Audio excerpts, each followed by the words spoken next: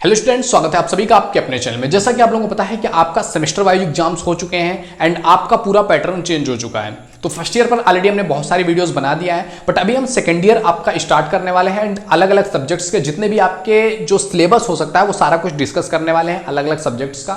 तो आज हम बात करने वाले हैं आपसे नवीनतम सीबीसीएस पाठ्यक्रम के अनुसार नया जो सिलेबस है 2023 का बीए सेकेंड ईयर तृतीय सेमेस्टर जियोग्राफी के बारे में, भूगोल के बारे में।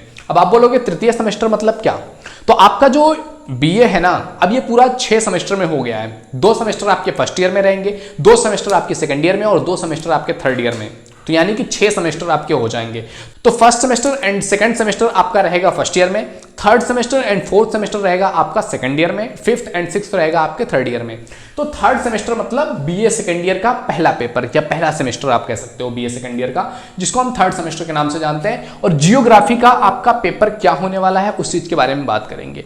तो आपका जो पेपर का नाम है तृतीय सेमेस्टर का बीए सेकंड ईयर के जियोग्राफी का नाम है environment, disaster management and climate change. Environment means आपका पर्यावरण, डिजास्टर मैनेजमेंट मींस आपदा प्रबंधन एंड क्लाइमेट चेंज मींस जलवायु में परिवर्तन। तो इन चीजों के बारे में पढ़ना है कि इन्वायरमेंट किस तरीके से होता है, डिजास्टर मैनेजमेंट कैसे किया जाता है कि अगर कोई आपदा आ जाए तो उसका प्रबंधन कैसे करते हैं, और क्लाइमेट चेंज किस तरीके से होता है। तो इन 3 टॉपिक्स मतलब ये मेजर टॉपिक्स हैं, इससे रिलेटेड आपके 8 यूनिट्स हैं, क्योंकि हर आपको पता है कि हर जो भी सब्जेक्ट है वो अब 8 यूनिट्स में हो चुका है एक सेमेस्टर आपका।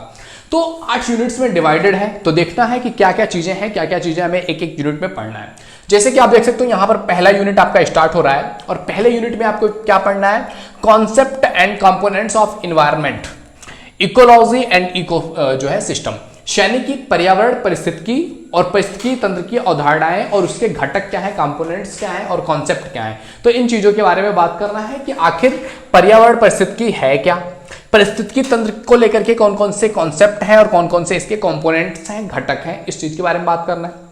आगे पढ़ना है आपको इन्वायरमेंटल एजुकेशन इन वेदास, यानी कि वेदों में इन्वायरमेंट को लेकर के क्या शिक्षा दी गई है, क्या एजुकेशन दिया गया है। तो वेदों में पर्यावरण शिक्षा, ये पढ़ना है आगे। इसके बाद पढ़ना है आपको Indian traditional knowledge in environment and disaster management, यानी कि आपका इंडियन ट्रेडिशनल नॉलेज यानी कि आपदा प्रबंधन में, डिजास्टर मैनेजमेंट में भारतीय पारंपरिक ज्ञान, इंडियन ट्रेडिशनल नॉलेज किस तरीके से जो है आपदा प्रबंधन के लिए यूज होता है, कैसे काम आता है, उस चीज के बारे में बात करना है यूनिट नंबर 1 में।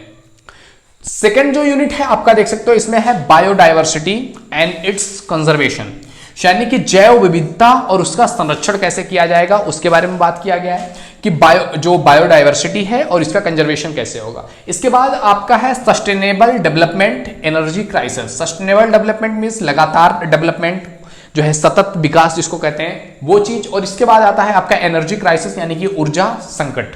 तो इन सब चीजों के बारे में हमको पढ़ना है किसमें, सेकेंड यूनिट में। एंड इसके बाद आता है आपका थर्ड यूनिट, यहां पर देख सकते हैं, जिसमें आपको deforestation and soil erosion, soil exhaustion, यानी कि जो आपका डिफॉरेस्टेशन मतलब कि वनों की कटाई, फॉरेस्ट को हटाना, सॉइल जो इरेक्शन है मतलब मिट्टी का कटाव, सॉइल एक्सकेवेशन जो है वो है मतलब मिट्टी की थकावट। थकावट मीन्स कि मतलब बार बार मिट्टी का यूज किया जा रहा है मैक्सिमम टाइम्स पर। एंड इसके बाद आता है आपका जो है डेजर्टिफिकेशन। डेजर्टिफिकेशन मतलब डेजर्ट हो जाना, मतलब कि क्या, मरुस्थल हो जाना, मरुस्थलीकरण। इसके बाद आता है आपका एयर पोल्यूशन, वायु प्रदूषण। इसके बाद आता है आपका वाटर पोल्यूशन, जल प्रदूषण। और इसके बाद आपको डिस्पोजल ऑफ सॉइल वेस्ट, यानी कि जो ठोस कचरा है, सॉइल वेस्ट है, उससे कैसे डिस्पोज किया जाए, उससे कैसे निपटा जाए, उस चीज के बारे में है आपका यूनिट नंबर 3। तो यूनिट नंबर 3 में आपको वनों की कटाई, मिट्टी का कटाव, मिट्टी की थकावट, मरुस्थलीकरण, वायु प्रदूषण, जल प्रदूषण, ठोस कचरे का निपटान, इन सारी चीजों के बारे में बात करनी है। इसके बाद आता है आपका यूनिट नंबर 4, जिसमें कुछ एक्शंस जो लिया गया है जो है प्रदूषण को लेकर के, पर्यावरण को लेकर के, जैसे कि गंगा एक्शन प्लान हो गया, टाइगर प्रोजेक्ट हो गया, जो है टिहरी बांध हो गया, टिहरी डैम, जो है नर्मदा वैली प्रोजेक्ट हो गया, कि गंगा एक्शन प्लान हो गया, टाइगर प्रोजेक्ट, टिहरी बांध और नर्मदा नदी घाटी जो योजना है वो परियोजना क्या है उस चीज के बारे में बात करना है। तो ये है आपका यूनिट नंबर 4। एंड इसके बाद बात करना है यूनिट नंबर 5 की। यूनिट नंबर 5 में क्या है आपका कि science of climate change. Climate change का साइंस क्या है, यानी कि जलवायु जो हमारी परिवर्तित होती है उस जलवायु परिवर्तन के पीछे साइंस क्या है, विज्ञान क्या है। जलवायु परिवर्तन को समझना यानी कि अंडरस्टैंडिंग द क्लाइमेट चेंज, कि कैसे जलवायु परिवर्तन होता है, क्लाइमेट चेंज कैसे होता है, इस चीज को समझना।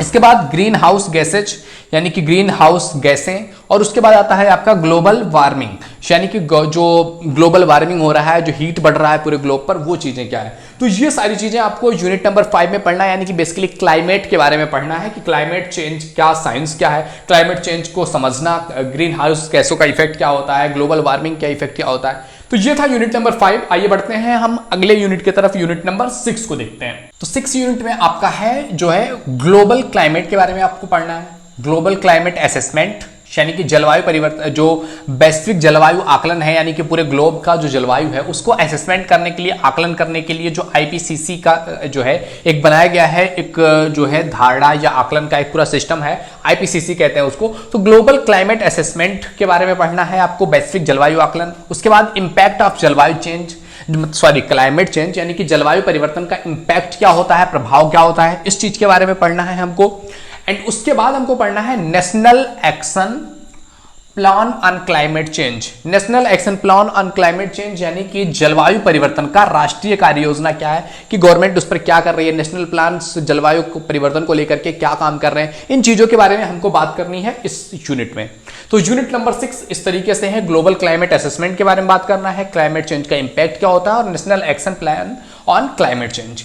इसके बाद आता है आपका 7th नंबर का क्वेश्चन, जिसमें 7th यूनिट आपका है, जिसमें कह रहा है डिजास्टर्स, हैजार्ड्स, रिस्क जो है, वल्नरेबिलिटी, डिजास्टर मैनेजमेंट साइकिल, इन सभी चीजों के बारे में बात करना है, यानी कि आपदाएं, डिजास्टर्स, हैजार्ड्स समस्याएं, जोखिम यानी कि रिस्क, वल्नरेबिलिटी मतलब सुवेद्यता, डिजास्टर मैनेजमेंट सुवेद्यता, आपदा प्रबंधन यानी कि किस तरीके से आपदा को प्रबंध करना है, डिजास्टर मैनेजमेंट साइकिल यानी कि आपदा प्रबंधन चक्र क्या है। तो इन चीजों के बारे में आपको पढ़ना है यूनिट नंबर 7 में।